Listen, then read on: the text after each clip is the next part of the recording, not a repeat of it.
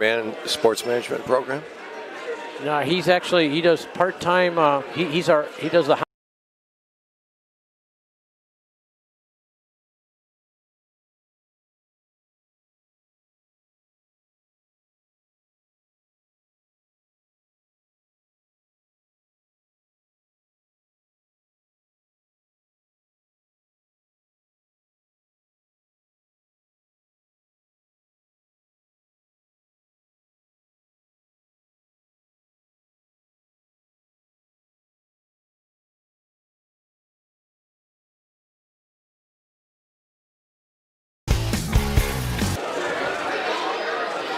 And welcome to the Davenport Coaches Show, live from Ucello's in Caledonia.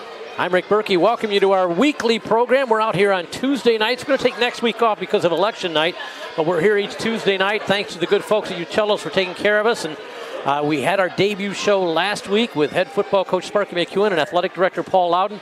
This week we're touching on basketball. The women's basketball coach Rick Albro's with me now. And head men's basketball coach Bert Paddock will join us in the second half hour. But we welcome Coach Albro to the fold here. And, Coach, great to have you here. I know it's a crazy, crazy time. You guys are practicing, but you don't have a full deck to deal with, right? I'm not talking about you. I'm talking about your team, Coach. Well, some people would probably go along with you, Rick. It's good to see you. Good to see you, Rick.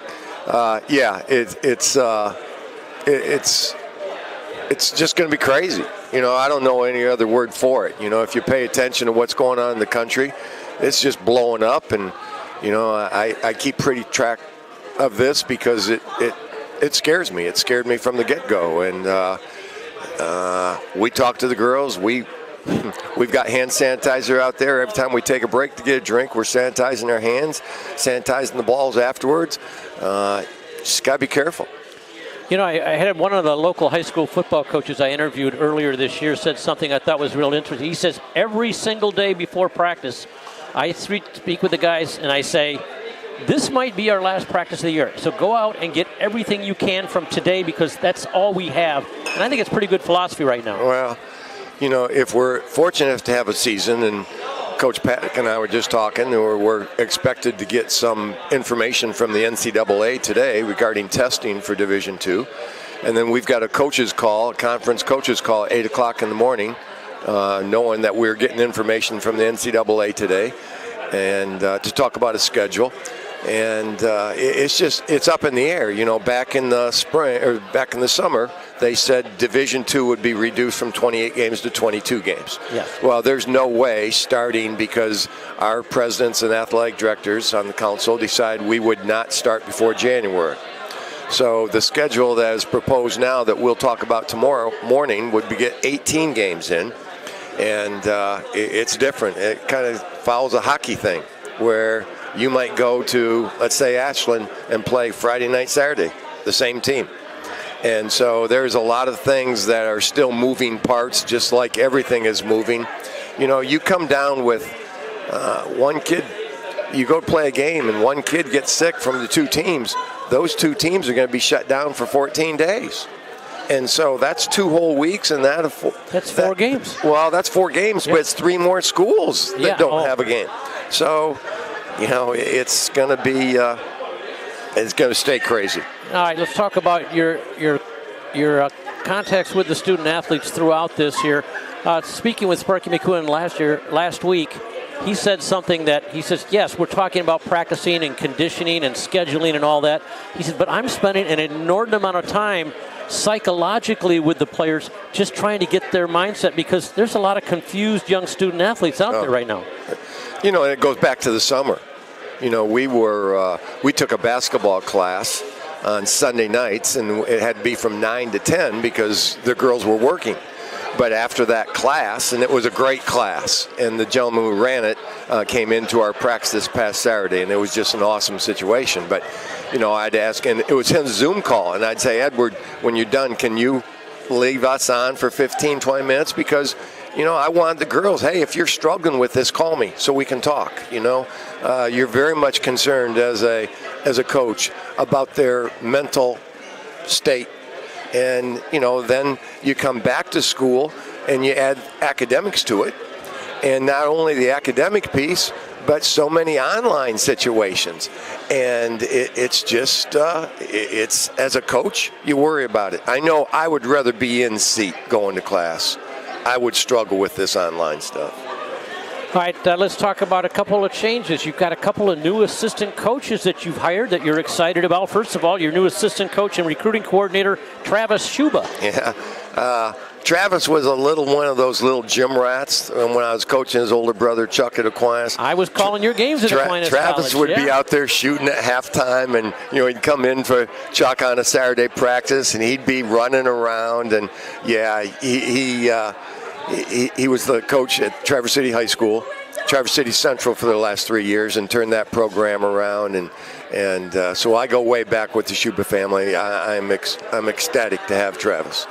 With Travis, and maybe with general, if you're talking with somebody who's got high school coaching experience, wants to get into the college game, what type of qualities, Rick, do you need to see to say, okay, I think he's ready for that jump or she's ready for that jump? Well, that it is definitely a passion. It is definitely something that you want to do, you want to pay the price. And he's, we got finished with practice today, and Allison Prager left, and Travis and I sat there Xing and Oing and talking about different stuff, and he's got that passion. He's got a relationship. He loves getting on the phone.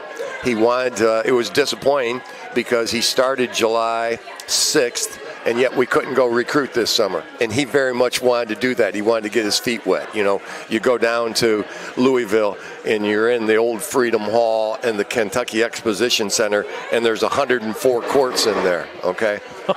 And so, or you go to Chicago and McCormick Place, and there's 110 courts. He wanted that, okay? I've had quite enough of that, okay? But he wanted to get his feet wet with that. So he wasn't able to do that, but he was supposed to get married this fall, and they put it off because of the coronavirus. And so he's ready. He's ready. He's on the phone with recruits, made him the recruiting coordinator. He's on the portal, and the portal this year will blow up. I mean, the last couple of years, there's been over 900 young ladies in Division I and II that were on the transfer portal looking to transfer. So there's plenty of work for him to do.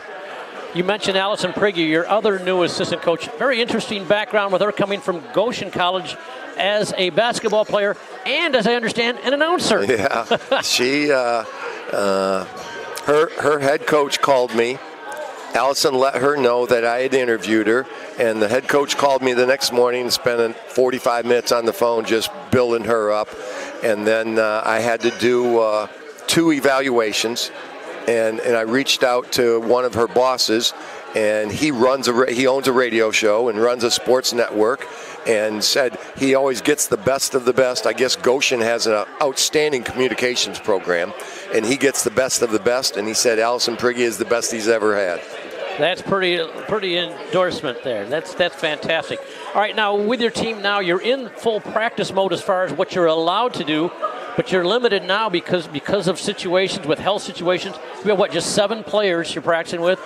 So how does that limit you in terms of the things you'd like to be doing right now besides going 5-on-5? So we're not always 7, but we were last Saturday we were 9, and so we've got Coach Shuba's got to stay in and play. But I've got nurses. Davenport has an outstanding nursing program, and I've had kids come to campus and say, well, Coach, I'm in nursing. Can I play? Because I've gone to other schools, and they say, no, nursing and basketball doesn't mix. Well, it causes a great obstacle, but we've got to overcome it. We've got to work around it. So we had 2 girls, 1 missed completely today, and we've got 5 out. We've got the coronavirus has hit us hard. We've got another young lady that's going to be tested tomorrow. So I'm just praying that praying that she tests negative and we don't get shut down for 14 days, because my team has already been shut down for 14 days by the athletic department.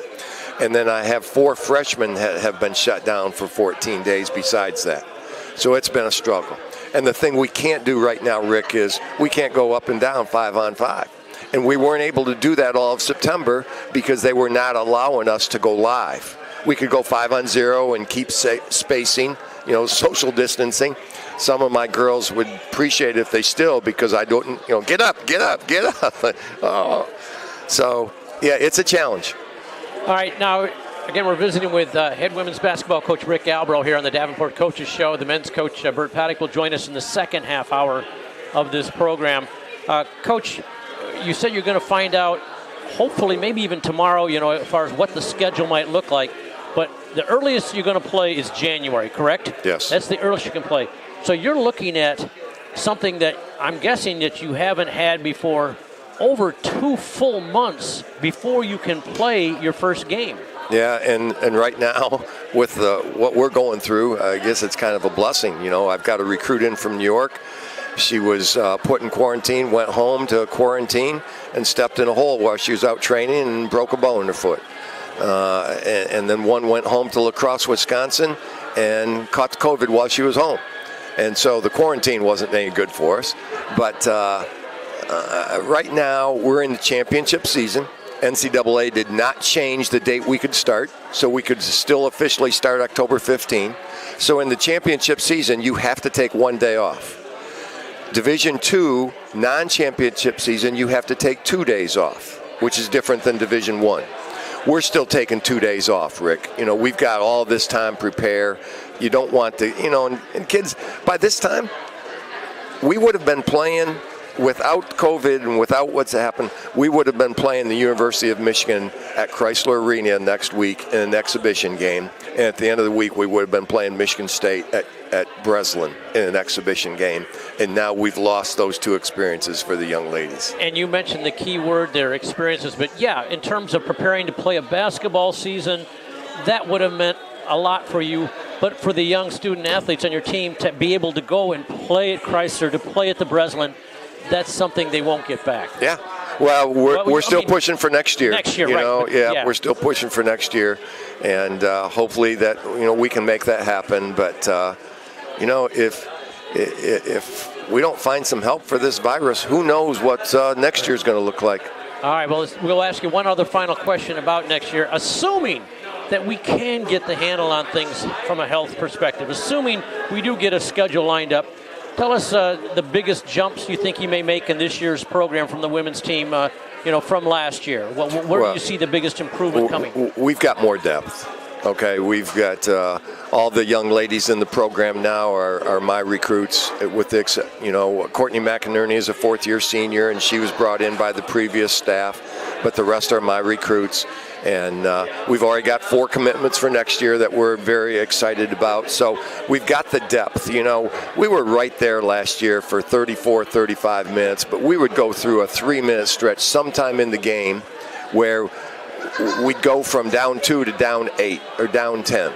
And then I had to play too many kids, too many minutes, and we just did not have what we need to have in the last 5 minutes of a game to finish a game. And so I'm excited about the depth. If we can get people back and get them healthy and get going, I'm excited about the depth. I think we're going to have a chance to score the ball better than we ever have before. But we've got to be able to get people healthy to work at the defensive end, because this league is as good as it gets at the Division II level. Well, we certainly are excited about following your program, and let's hope you and your student athletes can get healthy, get together, get their minds right, get classes going. Oh, the minds are right. Yeah, are they? Good. Except for the head coach, right? No, he's good too. Good to see you, Rick. Thanks. Always. Coach Rick Albro. We're going to take a break, and Coach Bert Paddock of the men's program will join us. So stay with us on the Davenport Coaches Show, live from Ucello's in Caledonia.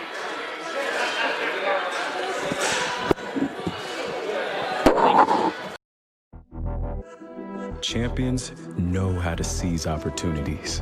When they see moments of greatness unfold right before their eyes, they push as hard as they possibly can, and then they push harder. Because the heart of a champion never settles, never quits, and never stops giving its all. We are champions. We are Division II. We go big, we give it everything we've got, and we win. On the field, on our campuses, in our communities, for our causes, in our careers. We rise to become champions in everything we do. We are Division II, and there are no limits here. We make our time count. We set our own path. We become champions on our terms. It's time to up your game, because we're here to play and learn. But most importantly, we're here to discover ourselves, our vision, our heart, our drive, to achieve every goal we aim for, because we want to be champions at the highest level, life. At Division II, the opportunities are here. Are you ready?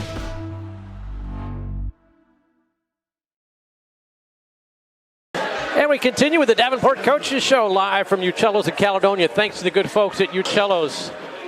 Jeff, the manager, and all the staff just treat us so well whenever we're out here. We appreciate that greatly. And stop on out. Boy, I tell you what, if you haven't had the pizza sub, I had it for the first time last week. Phenomenal. And you know, Coach Paddock, Bert Paddock, the head men's coach, joins us now.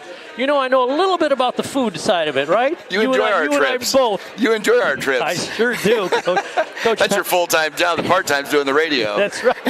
Coach Bert Paddock from the men's basketball program joins us, and we got to go back, Coach.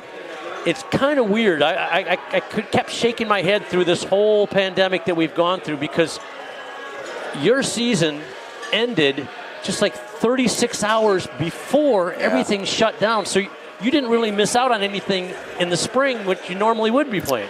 Yeah, well, we missed out on spring workouts and stuff, but you're absolutely right. We were very fortunate. You know, everybody always looks at the bad side. On the positive side of things, we were able to get through our season, have a full season, and really enjoyed it. Had a great season with our kids, and it's just been a tough time here for everybody, just trying to help everybody get through it. And we're glad to be back to school now and doing workouts and stuff every day and seeing each other's face. You mentioned getting through it. I had Sparky McEwen from the head football coach last week's program, and he talked about the large amount of time he's devoting to his kids as far as just keeping their minds right, because this is, I mean, look at you and I, as adults, we're struggling to go through this whole thing, and a young student athlete, young one in their late teens or early 20s, it's got to be so unsettling. Yeah, Rick, you and I were talking about it earlier. I never would have believed until we got back to school the challenges that we would face as a coaching staff and as an administration and stuff. The kids are fighting like crazy, but I don't think people on the outside that aren't, in athletics like we are, they just watch it on a weekly basis on ESPN or whatever, they realize what these kids are going through. Everybody thinks, they're just getting to play college basketball and it's easy. It is so far from it. These kids are going through so much academically to stay focused with that stuff, but then also to have basketball ripped away from them and go under quarantine for 2 weeks where you stay in a dorm room and you're not allowed to come out until they tell you are allowed to come out, and then try to hit the ground running again to prepare for your season and have those lulls and stuff. It's a challenging thing for kids, and it's not the exact same thing for every one of them. As a coach, I'm sure not qualified to be trying to give everybody advice, but we try to be the best listeners we possibly can and try to be as positive as we can on a daily basis and encourage these kids. At this time of the year, we're usually focusing on wins and losses, baby. That's what it's usually about, and right now it's really about continuing to build those relationships, let those kids know that we love them and their purpose, and that everything is going to be all right, and that it's just important for each of us to care about each other right now. And it's something that people say that a lot of times, but it's no more important than it's ever been right now. And really proud of my assistant coaches and everybody at our institution, how they've reached out to each other to help each other, but also, and most importantly, help the athletes to get through this. You mentioned the academic side, Bert. Your program, like so many of the other programs at Davenport, are so tuned in to helping the athletes with study tables and other ways to do that. And this whole thing has brought whole new challenges in that area, hasn't it? Yeah, we're not able to get together like we were before. Before we would get together, study table Sunday night, Tuesday night for my team. You'd have 15, 20 guys in one room with a study table director that's leading it and all that stuff. And, with all the rules in place now, and they're great rules to try to keep us all safe, our kids just don't have that opportunity. They don't get together. They don't have those tutors in front of them all the time.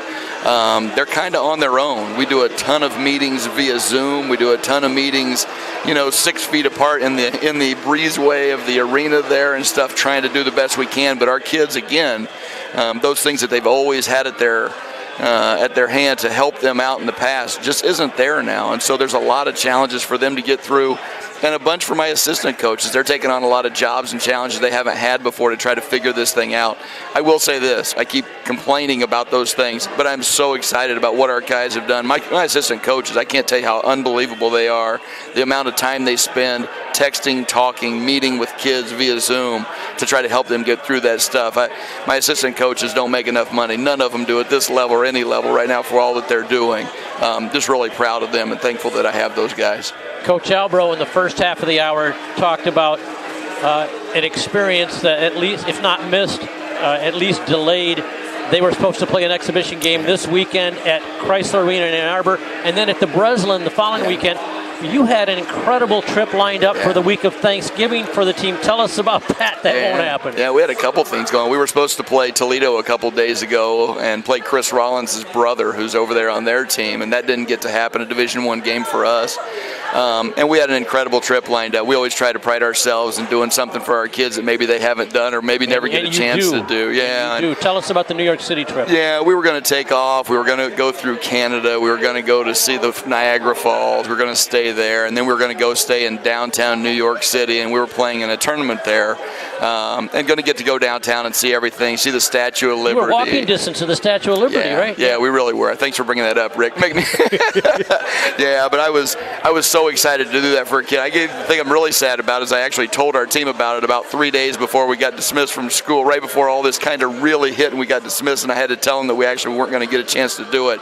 I'm praying and hoping that I can make that happen for them in the following year and make that happen again for them. When they went home after the season was done, did you find it harder to monitor their own personal progress as far as conditioning and such? Well, what people don't think about is there's some kids that have access to a gym, whether it be their dad or somebody at school or an AAU coach or whatever. And then there's some other kids on my team, and people don't understand that. I got kids on my team that don't have a car. They don't have access. Families don't have a car. They don't live anywhere near a gym to get somewhere. So instead of being at our school for summer school and being near the gym and the weight room, I've got some kids that are at home and have no access to anything. And so that was a really challenging thing for us. And again, you're trying to meet with kids and you're trying to encourage them to do as much as they can, whether it be push-ups and sit-ups or running around the house or running around the block. But it was just a real challenge in that some kids had access and some kids had absolutely zero access. And then obviously some kids in between. It was really challenging. Rick, now that you bring that up, we've had a couple kids grab some injuries here at the beginning, just hamstrings and little things, that little nicks and stuff. And a lot of it's because when they came back, my plan, and I had to learn for myself, was to just hit the ground running like we always did. Well, there was 3 or 4 kids who were ready for that. There was also 4 or 5 kids that were sort of ready, and then there was 2 or 3 kids that absolutely were not ready for that at all, and it took a toll on some of those kids. So we kind of had to back off, and it's kind of tough because you're trying to, those kids that are really ready, you're trying to challenge them every day without doing too much with the other kids. And so a lot of different things being thrown at our players, a lot of different things being thrown at our coaches. But I think we've got through it pretty good and looking forward to the next couple of months to get ready for the season. Well, again, coming off a 19-12 season last year and returning, I think 4 of your top 6 scorers. And you've got some exciting new players that redshirted last year. I know Scott Ulineo is a really interesting guy, not only as a player, but as a person. Tell the folks about what we'll see from Scott this year. Scott's a great kid. He's been all over the place. He started out at Seattle University, Division I school. He had like 13 rebounds against Notre Dame and Clemson. Like a very good player, big, strong kid, 6'10", probably the best passer on our team, can really rebound the ball. We haven't really had a center like him where you can throw it to him on the block and expect a bucket from him, and he can really do some things. Very skilled player. But like I say, he's been around a lot of different places. He's from Italy. It was fun doing some Zoom calls with him where he was on his phone. I actually went downtown Rome a couple times this summer. I wasn't actually there, but I felt like I was as he was walking up and down the streets. He literally can ride his bike to downtown Rome. It's really cool, the opportunities that he has brought to our team and showing them some things there. But going to be a tremendous player. He's only got 1 year left, but with the new rule put in place, he'll actually get to play the simulated season we'll have this year of 15, 18 games, whatever it's going to be, and then we'll have him back for another year. So we're really excited about that with Scott. You're also excited about bringing a backcourt back that I don't think that you would take any other backcourt in Division II in the country over Chris Rollins and Avery Hudson. Yeah, none. Yeah, those 2 kids are phenomenal. They're great leaders. They're really hard workers. Chris has been tremendous so far with everything that we've done, and Avery's getting back into it, trying to get him fully healthy and everything. But they were one of the best backcourts in the country 2 years ago, and I'm really excited about being able to have them back in the fold and leading our group. Last time those guys were in the fold, we won a conference championship, and I don't think they have any thoughts on anything else other than that. Coach Albro talked a little bit about meeting as far as the GLIAC schedule starting after the first year, and there's still uncertainty about exactly how it'll play out, whether you're playing 2 games against the same team or however it works out. Is it possible that based on the schedule, it'll affect your strategy as far as preparing your team in that? Or is it going to be, nope, we're going to play it one way no matter whether we play 4 days in a row or 1 day every 4 days? What? Well, I think that's one thing we prided ourselves on and last year we had some injuries, it was a little tougher, but just our depth. We always try to play 10 or 11 different guys, and you know what, after everything that's happened over the course of the last 6-7 months, whatever it's been, we're excited to play. If we play a triple header on one day, we're ready to rock and roll. Our kids are chomping at the bit and really ready to play.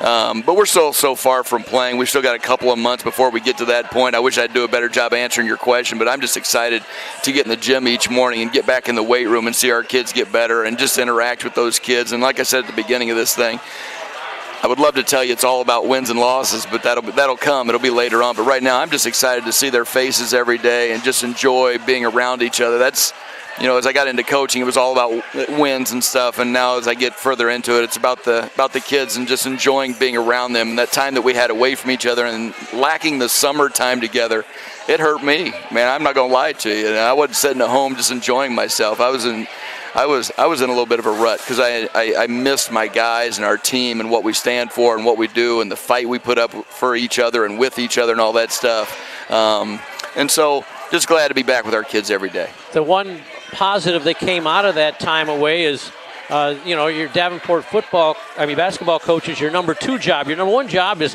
husband and father of your 2 daughters. Yeah. So I'm sure you were able to enjoy the more time you had with your daughters this summer. You know, Rick, that's a great point.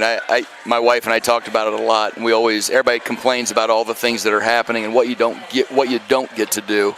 But I'll say this, those 6 or 7 months that I was kind of cooped up in the house and being able to spend time with Riley's over there staring at me right now, and Hannah, as Hannah gets to be a senior in high school, I'm thinking, I may not have that much time to spend with her that much more. She's going to go off to college and whatever happens after that. And I know life goes by so fast. And for me and my wife to have the ability and time to spend the last few months every day, whether it be helping them with their math, helping them with their science, playing in the yard, playing volleyball with my daughter. Those are things that, as a basketball coach, I haven't done enough of. And I'm not thankful for COVID, but I am thankful for the time that we got to spend with our kids. And it's something I'll never forget. That's the good part that came out of this whole thing for me and my family. All right, Coach, finally tell us about the kind of team that you will put on the court this year when you do eventually get everybody back and healthy, and how maybe in one area or 2 areas you might be a little different than last year or the last couple years. Well, like I said before, I think we're going to be a team that we've never been a team to throw it in the post before. It's always been a dribble drive type of share the ball offense, and this year we've got a big and a couple of bigs. We've got a freshman that's fantastic as well, James Felton, who people are really going to like watching him play, 6'10" kid from Lansing. Yeah, he's a fantastic athlete at 6'10", and those two are really skilled players, and I'm just excited. I think a lot of people are going to see our offense. It's going to look totally different than it's ever looked before. We're still going to handle the ball and come off some ball screens and create some that way. When you got guys like Chris Rollins on your team, you have to. But we're going to be more of a cutting, passing, moving our bodies, setting screens and stuff, and that's something we haven't really focused on in the past. I think we're going to be really difficult to guard in the half court just because of all the movement and the good passers that we have, especially with our bigs handling the ball in the high post. Our defense will never change. Like I tell guys, we'll change to your offensive characteristics, but you got to change to how we play defense. And defense is all about effort and energy and focus and being determined and helpful to your teammates and all that stuff. And that's what's always guided our team. When we've been great, we've been a great defensive team. When we've been average, we've been just an average defensive team. And that's what we're going to focus on when the season starts. But just super excited about our team, right? We got a lot of new faces. We got some kids that are coming that'll have to sit out, redshirt and different things. But as you look at our team, we're as talented right now as we've ever been. I'm just really excited. Hopefully we can keep everybody healthy and all those types of things and enjoy the experience. I think when the fans get to come watch this team, they're really going to enjoy what we put on the floor. Head men's basketball coach Bert Paddock, and that'll wrap up this edition of the Davenport Coaches Show live from Ucello's in Caledonia. We won't be here next week. We're going to take the week off. It's election night, but we'll be back 2 weeks from tonight right here. So if you're out here, 7 o'clock, we broadcast it live and also tape it for later at dupanthers.com. You can catch the previous shows, any future shows. Again, go to dupanthers.com. Go to the YouTube channel for DU, and you'll find any of the shows that we do. So for our first half-hour guest, Coach Rick Albro from the women's basketball program, and for the second guest of the night, head men's basketball coach Bert Paddock, I'm Rick Berkey saying thanks for joining us, and go Panthers.